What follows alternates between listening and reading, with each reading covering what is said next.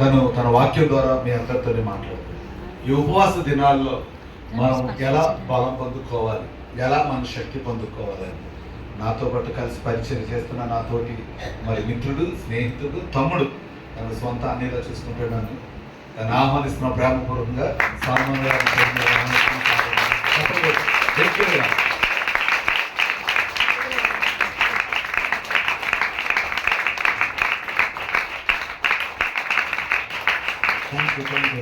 దేవునికే మహిమ కలుగును గాక.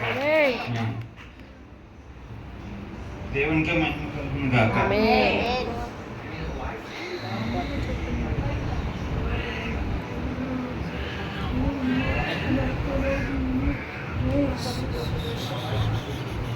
మన ప్రభువైన యేసుక్రీస్తు నామంలో కూడి వచ్చిన మీ అందరికీ నా హృదయపూర్వకమైన వందనాలు. చాలా సంతోషంగా ఉందండి. మీరు ఇక్కడికి రావడానికి ఎంతసేపు జర్నీ చేసి వచ్చారో తెలియదు, కానీ ఉదయం నుంచి నేను పోరాడుతూ ఇక్కడ దాకా, అంటే అనుకోకుండా ఇంకా అక్క ఆర్డర్ వేసింది. ఉదయం ఎక్కి ఇంత దూరం వచ్చి ఏం చెప్తానా అని మీరు అనుకుంటున్నారు, కానీ ఈ అవకాశం కల్పించిన దేవాది దేవుని తనకు ఒక ప్రణాళిక ఉంది. తన వాక్కు ద్వారా మీతో మాట్లాడాలి. మేము జస్ట్ ఆయన వర్తమానాన్ని తీసుకువచ్చే సేవకులం, దాసులమే, కానీ ఆయనకి మీరంటే ఎంత ఇష్టం. ఆ ఇష్టాన్ని బట్టి మమ్మల్ని అందరినీ కదిలించి ఈ రీతిగా ఈ ఉపవాస కూడికలను ఏర్పాటు చేసి మీ జీవితాల్లో దేవుని యొక్క కార్యము, దేవుని యొక్క మహిమకరమైన కార్యాలు జరిగించాలని ఆయన సంకల్పించి ఉన్నాడు.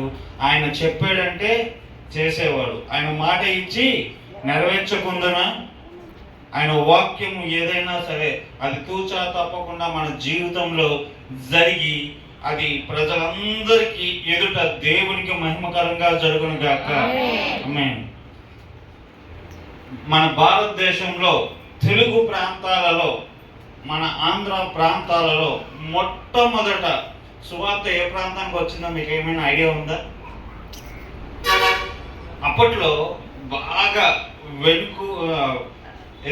వెనుకబాటు తరం అంటారు కదా, వెనుకబడ్డ స్థలాలు, అలాగా ప్రకాశం జిల్లా ఉండేదంట. 1830-40 ఆ సంవత్సరాలలో, ఆ టైంలో ప్రకాశం బ్యారేజ్ నుండి మద్రాస్ వరకు ఒక కెనల్ కడుతున్నారు. దాని పేరు